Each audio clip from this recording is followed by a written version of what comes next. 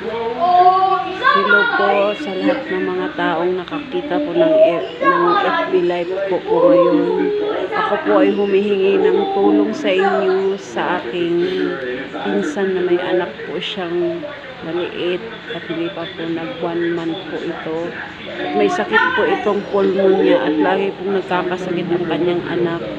At sa akin po siya humihingi ng tulong mga guys, pero hindi ko siya matulungan kasi wala rin din ako, kaya naisipan ko na lang na gumawa ng video dito sa Facebook ko na at ipopost ko dito, at nagbabaka sakali lang ako na matulungan ninyo ang pinsan ko sa anak niya na may sakit na pulmonya na laging nagkakasakit.